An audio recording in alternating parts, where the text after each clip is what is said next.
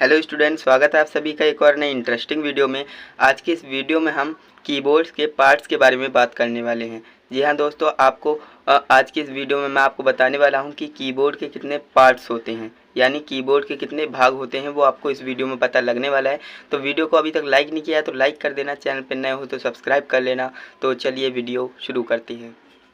तो दोस्तों वीडियो ज़्यादा बड़ी है नहीं, तो वीडियो को आप शुरू से लेकर एंड तक कंप्लीट देखिएगा। आपको पार्ट्स ऑफ कीबोर्ड अच्छे से समझाने वाला हूँ। ओके, तो दोस्तों सबसे पहले मैं आपको बता देता हूँ कि कीबोर्ड के कितने पार्ट होते हैं। तो कीबोर्ड के 4 पार्ट होते हैं, ये आपको याद रखना है। कितने पार्ट होते हैं? तो कीबोर्ड के 4 पार्ट होते हैं। अब वो कौन कौन से हैं वही मैं आपको इस वीडियो में बताने वाला हूँ। तो यहाँ पर आप देखेंगे, ये आप F1 से लेकर F12 तक जो देख रहे हो ना, इसे हम फंक्शनल कीबोर्ड कहते हैं। Functional keyboard, F for function. Okay, तो फंक्शनल कीबोर्ड ये वाला हो जाएगा। ओके, यहाँ से लेकर यहाँ तक जो F12 तक है ये फंक्शनल कीबोर्ड हो जाएगा। ये फंक्शनल कीबोर्ड में नहीं आता है, बट ये एस्केप की है, इसे जो है टैली में यूज़ किया जाता है। ओके, तो ये पहला पार्ट हमारा कौन सा हो गया? Functional keyboard. आप अच्छे से समझ गए होंगे, बिल्कुल समझ गए होंगे। एंड यहाँ पर आप देखेंगे ये वाला एक पार्ट होता है, इस पार्ट को क्या कहते हैं? ये दूसरा पार्ट होता है, इस पार्ट को हम कहते हैं alpha numeric keyboard. Alpha numeric keyboard, अब इसे क्यों कहते हैं वो आपके दिमाग में डाउट आ सकता है, तो मैं उसे क्लियर कर देता हूँ। इसमें आप ध्यान से देखेंगे तो आपके यहाँ पर नंबर यानी न्यूमेरिकल, और यहाँ पर जो है अल्फ़ाबेट ABCD Z तक ये अल्फ़ाबेट भी हैं। तो इसे जो है कॉम्बिनेशन है, मिक्सचर है, इसलिए हम इसे क्या कहते हैं? Alpha numeric keyboard. Alpha numeric keyboard यानी अल्फ़ाबेट और न्यूमेरिकल दोनों हैं इस कीबोर्ड में, तो इसे अल्फ़ा न्यूमेरिक कीबोर्ड बोला जाता है। तो आप समझ गए होंगे, बिल्कुल समझ गए होंगे।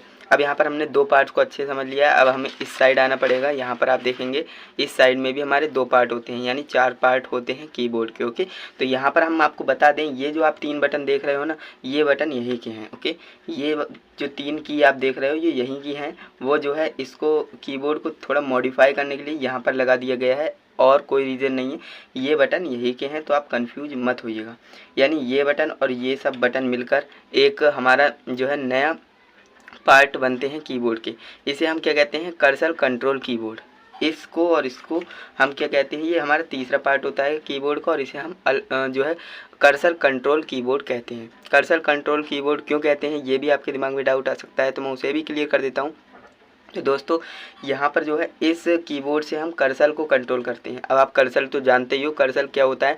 तो आपकी जो स्क्रीन मॉनिटर पे या फिर लैपटॉप पे आपका जो एरो बटन दिखता है ना, एरो टाइप का, जो आप माउस से उसे कंट्रोल करते हो, तो उसे हम कर्सर कहते हैं। ओके, तो उसे कंट्रोल करने के लिए कर्सर कंट्रोल कीबोर्ड का हम इस्तेमाल करते हैं। ये हमारा तीसरा पार्ट हो गया। ओके, चौथे पार्ट की बात करें तो यहाँ से आप देख सकते हैं ये हमारा चौथा पार्ट होता है। इसका नाम क्या होता है? तो आप समझ गए होंगे, इसे न्यूमेरिक कीबोर्ड कहते हैं। न्यूमेरिक कीबोर्ड क्यों कहते हैं? क्योंकि भाई इसमें नंबर ही नंबर हैं।